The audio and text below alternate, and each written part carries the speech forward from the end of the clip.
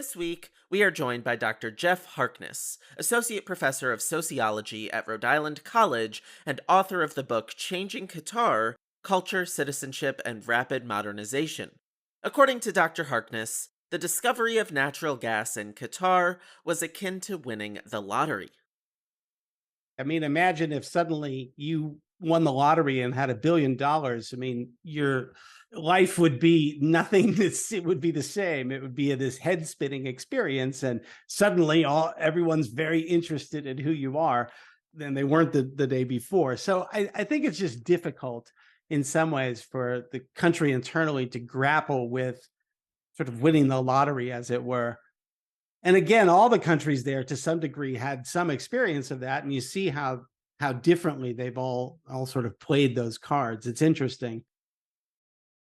Dr. Harkness actually lived and taught in Qatar for some time, and he explained a little bit on some of those sentiments among Qatari citizens.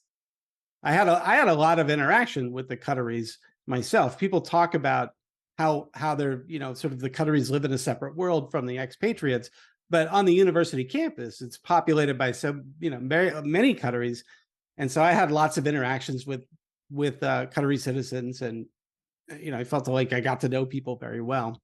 So the general temperature, I think the Qataris feel, sort of ambivalent about this encroaching modernization and what that's doing to the way of life there. At the same time, it's a very exciting place because of the wealth and the ability to do things, to get things done, and to not have money always be the thing that's standing in the way of progress. I mean, that's unique in some ways, and they have done some very unique and amazing things with that.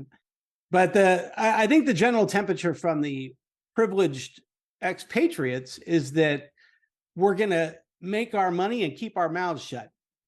And some people can do that for a couple of years, and some people can make a career doing that. But I think that's the bargain you make if you're going to live there. Take your money and keep your mouth shut. It's like Goodfellas. As Dr. Harkness mentions, certain Qataris made significant wealth following the oil and gas discovery, and obviously they want to see that continue. But that money did not get distributed among Qataris anywhere close to equally. And according to Dr. Harkness, that inequality is reflected in society beyond just people's finances. What we have found is also just sort of staggering inequalities as well. And that doesn't show up on the when you see the World Cup on TV. But when you're there and when you live it, you can feel it in your bones, that inequality. I mean, it's inescapable. It's pervasive. It's pervasive in every single interaction you have with every single person, whether they're high status or low, because everyone's aware of their status. You can't help but to be in a place like that. In some ways, Qatar is this very interesting experiment because you are tasked with building, or let's say rebuilding, society having all this money. So now you have all this money, you can do whatever you want with it. We can build whatever school system we want because money's no longer an object, which usually that's the biggest problem. But here, money's not the problem. We have the money, you can do it. So what have they built with all of that money? They built some very cool things like Education City. But they've also built Education City on the backs of a lot of very poor immigrant laborers who get paid almost nothing to work in virtually, well, let's just say very often bad conditions. They took those oil revenues and pursued big mega sports events. They even want to host the Olympics there. They're still trying to get the Olympics there, and we'll continue to pursue that. So there's a Qatar Olympics committee that works on this every single day, and the country, rightfully so, sees mega sporting events as an opportunity to nation brand to the world and to align the country with these esteemed values, whether they are true or not, but these esteemed values such as teamwork, cooperation, competition, democracy. Sports allows them to latch on to those things that maybe aren't so much part of the country the country's culture, but allow them to sort of nation brand these ideals that are esteemed. Women's rights is another one that gets brought into the umbrella of sports to promote, how empowered the women are. So look at the sports women. But scratch below the surface as I did, and again, you'll find a lot of the same things that we've seen for years. I think that the World Cup was just another opportunity, the ultimate opportunity to nation brand. That's the most watched sporting event in the world. It's the most watched event on TV every year that it's on. So there's no larger platform. And, of course, they built outdoor air conditioned stadiums. They had the, games moved to another time of the year. They, certainly bribed their way into gaining the rights to host in the first place.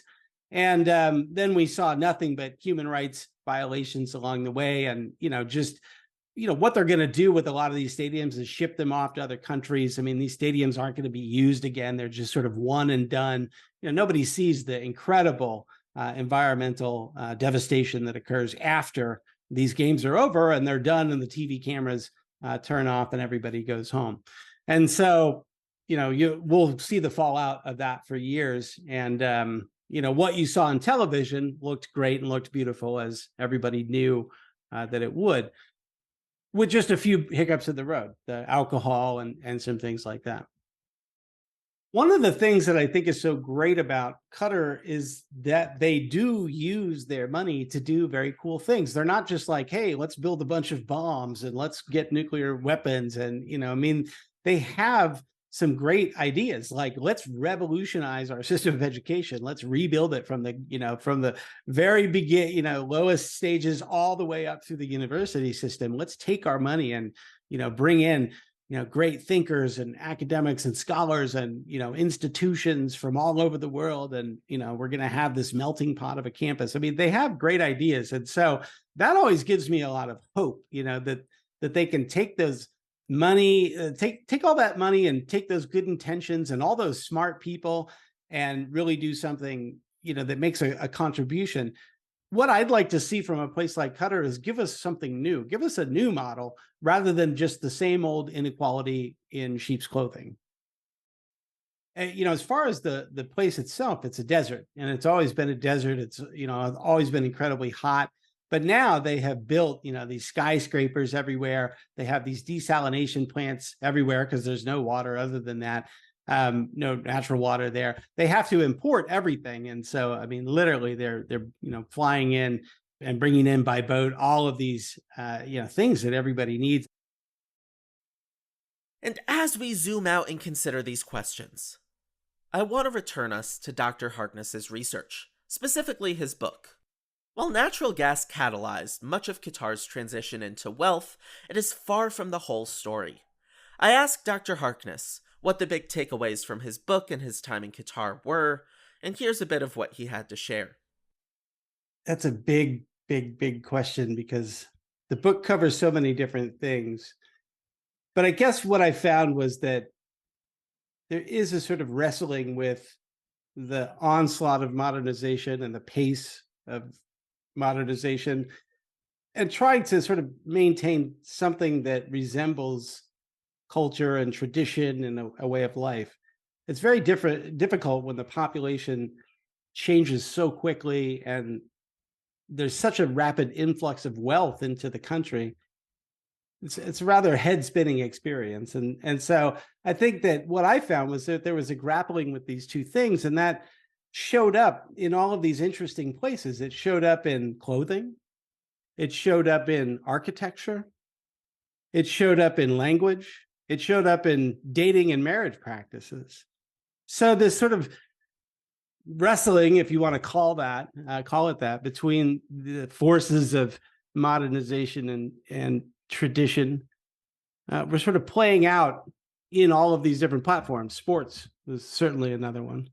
And so I became interested in all of the places that this sort of appeared, sometimes visually and sometimes symbolically. And I think that was important. That was part of the sort of grappling with these two things: the changing role of women in that part of the world, the changing class structure in that part of the world. And then also just so many people who are traveling and coming from other parts of the world. I mean, living in a country where 90% of the people who live there come from another country, it's just really almost nothing like it. Uh, I never, I mean, in terms of my findings, it was like I never got to the end. I never said, okay, I'm done. I figured it all out.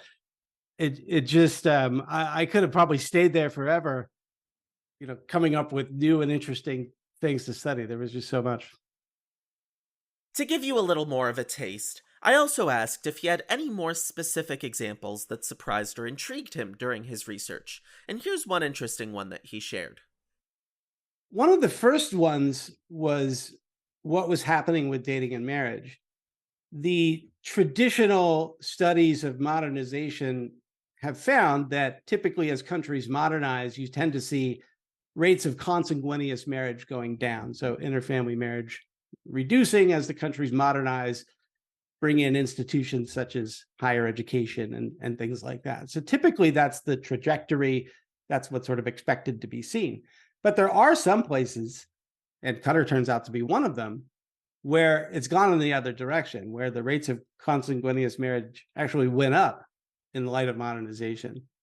And there's some other things that went in sort of ways that we wouldn't expect either. Another one more recently is there's been this incredible influx of women into the university system. And we would assume that that would result in a lot of Qatari women out in the workforce afterwards, with those college degrees working. But that's actually not what we've seen. We've seen the rates of working for those college educated women actually go down. It's not what we would expect. So that allows the sociologists to get in there and do a little bit of theorizing as to why these trends might be. But again, it's I saw it as sort of a wrestling with some of these ideas of modernity and tradition, the more traditional marriage versus the more modern version of it. And again, these are tropes as well that are problematic too. These sort of definitions of modernity and tradition are very highly problematic. So, but they are sort of archetypes or tropes that everyone understands, and we sort of could probably agree what goes into those boxes, however problematic those boxes are.